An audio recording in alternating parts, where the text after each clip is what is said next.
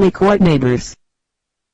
726 Cameron Street, Franklin, Virginia, 23851. In 1974, we were on the move again, so we loaded up the truck and moved to Berkeley Court. We were moving on up to a deluxe apartment in the sky. We finally got a piece of the pie. Even though Berkeley Court was within the city limits of Franklin, it felt like we had moved into a neighborhood that was completely isolated from the rest. I suppose moving into the projects has a way of inducing the decline in self-esteem. Although we were happy, sadness often hung around. After being on the waiting list for about a year, we went from a 5-room, 1-story house to an 8-room, 2-story apartment. From 1974 until we all flew the coop, this is where we resided. After moving into the new neighborhood, the transition of getting to know the neighbors took place. Following is a list of the neighbors that we associated with, in some degree or another. Lona Brown and her children, Alfred, Walter, Anthony, Ellen, Melissa, Benjamin and Essie. Lona was a single parent with the sole responsibility of rearing her family. Her eldest son, Alfred, often thought he was an offspring of Martin Luther King. Anthony and Benjamin showed no reluctance when it came to the usage of profanity. These boys could put a truck driver's mouth to shame. Benjamin was only 6 years old. A couple doors down lived Mrs. Frances Hargrove, her mate, Caesar Godwin and their children, Frida, Big Man, Shirley, Little Man and Candy Man. Mrs. Frances and Mama were very good friends. Next door to Mrs. Frances lived Mrs. Mason and her children, William, Linda, Annette and Donnell. Next door to the Masons lived the Broadnecks family. The children's names were Trent, Peggy, Daphne, Terry and Carl. The Broadnecks family were Jehovah's Witnesses, but their daughter, Peggy, was rebellious in more ways than one. Adjacent to the Broadneckses lived Irene Whitfield and her children, Curtis, Lonnie, Bob and Alicia. Their home is one of a few where we would participate in gambling. Irene is the sister of Uncle Arthur's wife, Eddie. Next door to Lona Brown on the other side lived Mrs. Rosa Pope and her daughter, Dee Dee. Next door to the Popes lived Mrs. Barbara Hayes and her children. A couple doors down from Mrs. Barbara lived Mrs. Lucy and her family. Mrs. Lucy's home is one of the places in the neighborhood where we could go and buy candy, frozen flavored Kool-Aid and sodas. Mrs. Lucy was also the grandmother of my brother, Willie's deceased wife, Linda. Adjacent to Mrs. Lucy lived Mrs. B. Edwards and her children, Sherrod, Audrey and Junie. One apartment down lived Mrs. Sissy Boone, her mate, Joe Sam and their children, Patricia, Bobby, Joe Jr. and Manny. Mrs. Sissy was also a very good friend of Mama. She had much love for our family. Her son, Bobby, is the father of my sister, Teresa's first child, Kelly. Bobby and I were also mates on the high school basketball and track teams. On the track team, we set a school record with Edward Hosky and Delano Bowers in the 880 relay. Next door to the Boones lived Irene Boykins and her children, Fred, Mark and Team. This home was also a place where we could go and get our gambling on.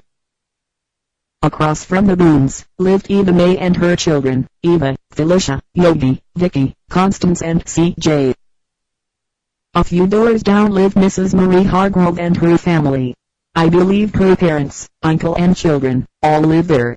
The children's names were Jackie, Linda, Patricia and Football. The uncle's name was Mr. Roy Hargrove. Further down the street lived Mrs. Louise Hosky and her family. The children's names were Earl, Van, Julie, Mildred and Edward. Edward and I were teammates both on the high school basketball and track teams. He was a great teammate and his competitiveness was above and beyond the call of duty. In our senior year, we were co-valuable players on the basketball team and he was also part of the school record that we set on the track team. Besides being a neighbor of the Hoskys, I also had an attraction to their cousin named Phyllis Francis, who hailed from Suffolk. Such a cool friend and beautiful young lady. an apartment down from the Huskies lived Nanny Sue Carter and her two daughters, Baldy and Bujak. Nanny Sue's home was a place we could go and get our drink and gambling on. Her home was probably the hottest spot in Berkeley for gambling. Further down the street resided the Cowans, who were also neighbors of ours, when we lived on Wilson and Mariner Street. When it came to having gambling associates, the Cowan boys were quite often readily available, along with their sisters, Cynthia and Laverne. Arthur, Alexander and Reginald are one of our longest, closest friends. The brothers and I were like the little rascals. We pretty much did everything together. We competed with and against each other. We hustled, gambled, went fishing at the Blackwater River and Duck Pond.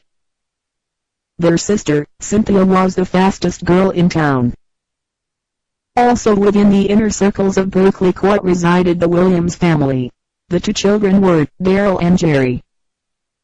Once, while riding the school bus home from school, Darrell and I got into a small altercation. I wasn't in a good mood that day and Darrell said something about me in which I didn't agree with. Without hesitation, I initiated the first swing, and because of the bus rules, it was halted until we got to the stop where he was to get off.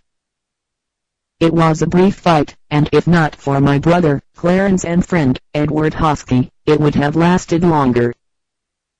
At one time, Darrell and I had a dual interest in this girl named Carolyn Ricks, who would come down on a regular basis from Suffolk to visit with her grandmother. It wasn't my fault that she liked me more. After all was said and done, we remained friends. Adjacent to the Williams lived the Thompson family. The two children were Luella and Rosa. Also in the same block lived the Bowens family. The children's names were Charles, Tommy, Patricia and Brenda. A few doors down lived Sully Blow and her son, Jerry. The ice cream cones that she used to sell were absolutely delicious. Some of the other neighbors that resided in this block were Winky Murphy, her boyfriend, Pig Baker and her children, Jackie and Betsy. Although they did not live in the projects, the following were neighbors as well: the Nichols and their son, June, the Chambliss and their daughter, Rhonda, Clyde Johnson and his family, the Lees and their children, Keith, Wayne and their sister, Mr. Douglas Twitty, Teresa Boone and her children, Daniel and Brenda, the Charity family, the Popes and their children, Denise, Pam, Alfred, Becky and Terrence, the Diggs and their daughter, Bibi, the Lawrence family, the Willis family, the Smiths, which included Tyrone, Teresa, Anthony and James, Mrs. Glennis Walker and children, Kim, Karen and Chris, Mrs. Brooks, Mr. Preston T. Wallace. In 1977, Mr. Wallace became a yard work client of mine. He also was my math teacher from 1977 through 1979. From our association evolved a solid bond. We had an equivalence of a father-son relationship. As time progressed, I was given keys to the house.